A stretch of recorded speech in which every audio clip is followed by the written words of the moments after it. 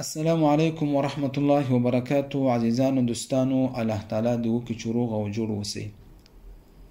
روژه په باره کې عزیزانو موږ تاسو ډېرې خبرې اورېدلی مو هم دی چې د رحمتونو او د برکتونو میاشت دی. دا خبره په خپل ځای بیخي صحیح دی عزیزانو. مهمه خبره دغه دی ما په نظر چې هر ځوان د باید د ځان نه دا پوښتنه وکړي چې روژه الله تعالی فرض کړی ولې دی په موږ تاسو باندې؟ د څه شي دپاره؟ قرآن کریم کې الله تعالی په خپله دا خبره کړی. أيها الذين آمنوا كتب عليكم الصيام كما كتب على الذين من قبلكم لعلكم تتقون. یې هغه خلکو چې ایمان مو راوړی دی، روژه مې په تاسو باندې داسې فرض کړی دی لکه پخواني امتو باندې مې چې فرض کړی و. د فرضوالی مقصد څه دی؟ لعلکم تتقون، چې تقوا پرهیزګري صفت تاسو کې پیدا شي، تاسو تقوا ته ورسیږئ. مقصد د روژې دغه دی چې ما و تا کې تقوا پیدا شي. څنګه تقوا پیدا کېږي ما و تا کې؟ یو کومو لارو نه راځي؟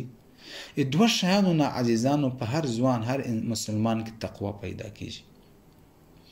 اول دا چې سړی دا فکر وکړي چې د کومو کارونو حکم الله تعالی ما ته کړی چې دا کارونه وکم، هغه شعوري طور باندې ما ورته فکر وي هغه زه ادا کم وکم. دویم دا چې ډیر مهم دی په ژوند کې، بیا خاص کر په دغه میاشت کې چې کومو کارونو نه الله تعالی زه ورته منع کړی چې شعوري طور د هغه نه ځان منع کړو، د خپل نفس تربیت وکړو، تقوا ته رسیږو. دغه میاشت کې زه ورته د غیبت نه منع یو، دغه میاشت کې زه ورته تهمت نه منع یو، دغه میاشت کې زه ورته د هر بحث و جنجال و بغیر د ضرورت نه منع یو، همداسې د اورېدلو، همداسې د سوچ او فکر. که سړی شعوري طور په خپل ځان پسې شي ژوند کې، دا ډیر مهم دی. نه خالي دا چې زه دا کار باید وکم، ورسره دا ډیر مهم دی چې زه دا باید ونه کم. ما په ژبه چې د چا غیبت راځي، نه ما روژه دی. تهمت یا دغسې بېځایه جنجال و دا شیان بحثونه، نه ما روژه دی.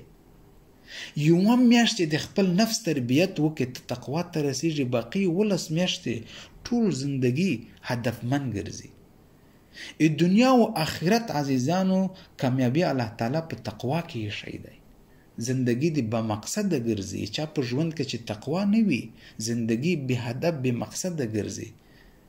د ویلو اصول د معلوم نه وي، د اورېدلو اصول د معلوم نه وي، د ولاړۍ د ناستۍ اصول د معلوم نه وي. چا په ژوند کې چې تقوا وي، د هر شي اصول معلوم وي، د خبرو، د ناستۍ، د ولاړۍ، د هر شي اصول معلوم وي چې چا په ژوند کې تقوا وي. یوازینی شی د قرآن کریم کې عزیزانو الله تعالی اشاره ورته کړی چې حد نه لري. لمونځ حد لري، 5 وخته فرض دی. روژه حد لري، 1 میاشت فرض دی. زکات چې نصاب ته ورسیږي فرض کیږي. لیکن الله تعالی قرآن کریم کې وایي فاتقوا الله ما استطعتم، څومره چې د وس او طاقت وي تقوا اختیاروه. څومره چې د وس او طاقت وي، حد نه لري. یو انسان یو ځوان کې ډیر تقوا وي، په ځواني کې به حد ډیر تقوا الله تعالی یې په زړه کې ایښی وي. چا په ژوند کې چې تقوا وي، چا په ژوند کې چې تقوا نه وي، د هر شي کې فرق وي، خبرو کې، ناستای کې، ولاړۍ کې. ځوان کې چې تقوا وي، خبر وي چې دغه خبرو پوښتنه الله تعالی مانه د قیامت په ورځ کوي. تقوا په جذبه نه راځي عزیزانو. ځینې خلک په چې روژه را نږدې شي جذبه یې واخلي، زه ټوله میاشت په جومات کې تېروم. دا خبره په خپله د تقوا خلاف دی. دا نیت په خپله د تقوا خلاف دی. ته مسؤلیتونه لرې، تو کور کې مسؤلیت لري، جامعه کې کومه جامعه کې چې اوسېږي مسؤلیتونه لري. د هغه مسؤلیت ادا کولو دپاره خو دغه میاشت کې الله تعالی ما و تا تیاروي چې صحیح مسؤلیت ادا کړو، خپل مسؤلیت وپېژنو.